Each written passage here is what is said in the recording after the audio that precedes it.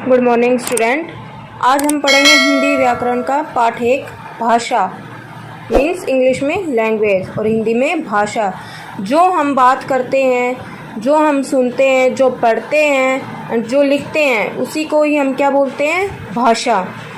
भाषा बोलकर या लिखकर अपने विचारों को प्रकट करने और दूसरे के विचारों को समझने का साधन है। भाषा क्या है? बोलकर, जैसे मैं अभी बोल रही हूँ, लिखकर मैं आपको लिखकर समझाती हूँ, अपने विचारों को प्रकट करने और दूसरे के विचारों को समझने का एक साधन है। ये क्या होती है? भाषा होती है। भाषा के रूप देखो, भाषा के कितने रूप होते हैं? भाषा के 2 रूप होते हैं, मौखिक भाषा और लिखित भाषा। मौखिक भाषा कौन सी होती है? जिसमें विचारों को बोलकर प्रकट किया जाता है और सुनकर समझा जाता है। जैसे मैं अभी आपको वीडियो में बोलकर बता रही हूँ और आप उसको सुनकर समझेंगे, वो कौन सी भाषा होगी? मौखिक भाषा। लिखित भाषा, जिसमें विचारों को लिखकर प्रकट किया जाता है और पढ़कर समझा जाता है। जैसे मैं आपको पिक सेंड करती हूँ और आप उसको लिखे हुए को पढ़ते हो और समझते हो, वो लिखित भाषा होती है। जैसे बोर्ड पे भी मैं लिखकर आपको समझाती हूँ और आप समझते हो उसको लिखे हुए को, वो लिखित भाषा होती है। भारत की भाषाएं, भारत जो एक विशाल देश है, बहुत बड़ा देश है और यहाँ पे बहुत सारी अनेक भाषाएं बोली जाती है। पश्चिम बंगाल में बंगला, गुजरात में गुजराती, केरल में मलयालम, आंध्र प्रदेश में तेलुगु, तमिलनाडु में तमिल और असम में असमिया भाषा बोली जाती है। देखो, भारत एक विशाल देश है, इसमें बहुत सारे राज्य हैं, तो हर राज्य में अलग अलग भाषा बोली जाती है। और हिंदी भाषा बिहार, राजस्थान, उत्तर प्रदेश, मध्य प्रदेश, हरियाणा, उत्तराखंड, हिमाचल प्रदेश, झारखंड और छत्तीसगढ़ राज्यों में बोली जाती है।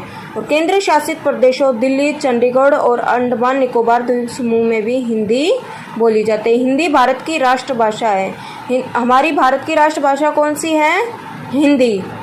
और अलग अलग देशों की भाषाएं, अलग अलग देशों में भी अलग अलग भाषाएं बोली जाती हैं। जैसे भारत के अलग अलग राज्यों में बोली जाती है, ऐसे ही अलग अलग देशों में अलग अलग भाषाएं बोली जाती है। इंग्लैंड में अंग्रेजी, फ्रांस में फ्रांसीसी, चीन में चीनी, जर्मनी में जर्मन, कोरिया में कोरियन, स्पेन में स्पेनिश, पुर्तगाल में पुर्तगाली और जापान में जापान।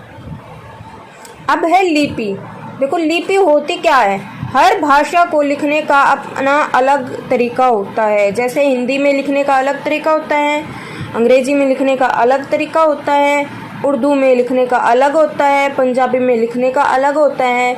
तो हर भाषा को लिखने का जो अलग तरीका होता है, लिखने का जो ये ढंग होता है, इसी को ही लिपि कहते हैं। ओके।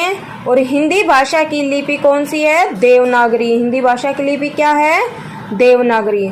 और अलग अलग भाषाओं की अपनी अलग अलग लिपियां हैं। जैसे हिंदी की देवनागरी, गुजराती की भी देवनागरी, अंग्रेजी रोमन, जर्मन रोमन, फ्रांसीसी रोमन, संस्कृत देवनागरी, मराठी देवनागरी, नेपाली देवनागरी, उर्दू की फारसी, पंजाबी की गुरुमुखी। अब देखो बच्चों, इस बात को ध्यान में रखना कि देवनागरी लिपि कौन कौन सी भाषा की है? हिंदी, गुजराती, संस्कृत, मराठी और नेपाली। इन भाषाओं की लिपि कौन सी है? देवनागरी। और रोमन, अंग्रेजी, जर्मन और फ्रांसीसी भाषा की लिपि रोमन है। बाकी उर्दू की फारसी है और पंजाबी की गुरुमुखी। ये चैप्टर आपको पहले करवा चुके हैं, फिर भी आप एक बार इसको अच्छे से रीड कर लेना और समझना।